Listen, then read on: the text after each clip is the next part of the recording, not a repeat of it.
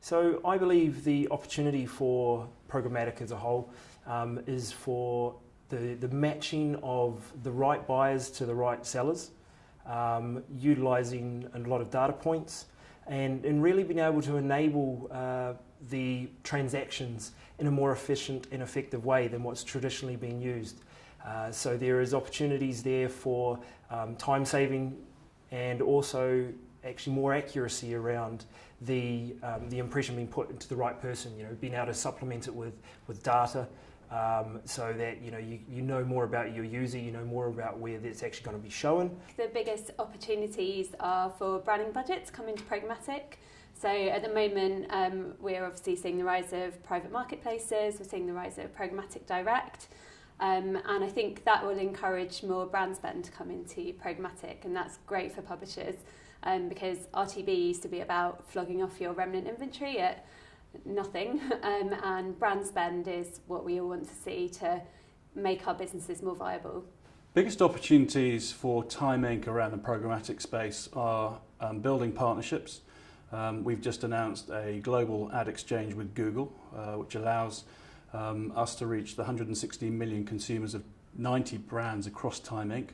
And that partnership brought us the scale and the editorial integrity that technology like DoubleClick brings. So for us, the sort of opportunity lies around building future partnerships, not just with Google, but other platforms that exist. Shazam sees the programmatic space working across platform by allowing publishers to, like ourselves, to place our inventory and data onto exchanges, to be married with other inventory that we may not have the capability of accessing ourselves. We do a great job linking our TV clients to the mobile space, radio clients and cinema clients now to mobile space, but we may not touch the print advertising. We are still exploring in-store.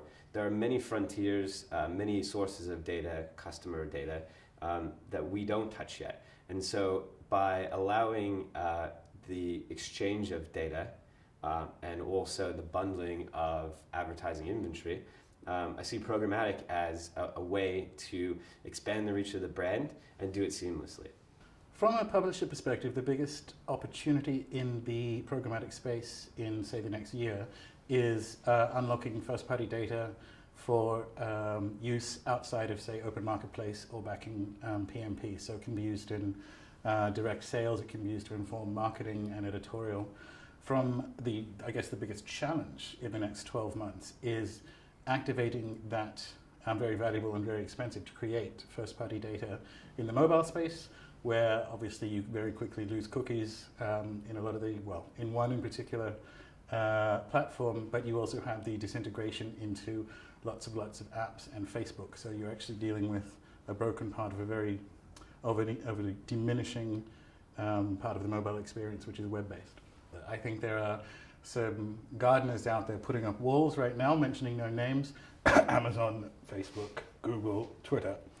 And how that plays out, how the big boys play out, will impact how the rest of us, one way or the other, we will have to adjust our data strategy to them.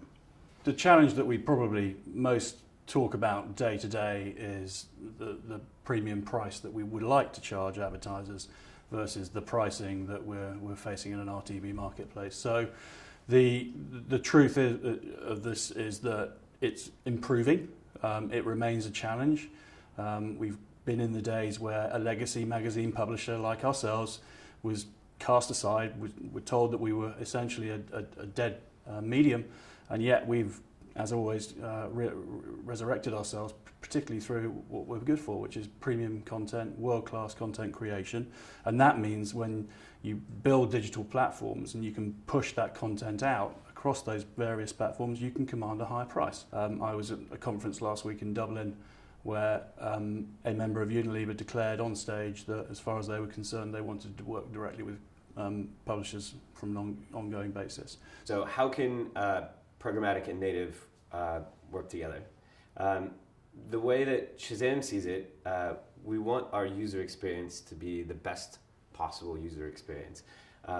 We are first and foremost a utility, right? So the user has come to our app to recognize a song, recognize a TV commercial, recognize something on the radio. And we have a duty to do that for them. We also have a duty not to interrupt their user flow with awkwardly placed or awkwardly sized ads. So the response to that, or the way to avoid that, is native. And as the discussions have been going on for the last 2 days, and native means very different things to everybody. And so for Shazam, we're talking about a placement that looks and feels like the app itself. Some of the challenges, though, are really around brand safety, viewability, verification, and my advice on that one would be to make sure that you're working with reputed companies who actually own relationships or have relationships directly with consumers, and therefore have a vested interest in making sure that you're targeting those users in the right way. We recently did an audit showing that approximately 90% of instances of the Times.co.uk appearing on exchanges were fraudulent through masked inventory. So other people are benefiting from the brand investments that we've made, and we very much believe in content and the future of professional journalism, and if we want to sustain that, we need to eradicate fraud. This is the moment where programmatic grows up. Ad fraud is, now that it's taken, do you know what? Premium publishers have been talking about ad fraud for years, because in the open marketplace, ad fraud's about 15-16% of what you're actually buying. For a premium publisher, it's between 2 and 5%. So you get what you pay for, and everyone's wandering around looking for an ad tech solution for an ad fraud problem when you start to see large buy-side players like Xacta saying we're only dealing with verified sellers. And that is going to be the best way to beat something that will always be with us.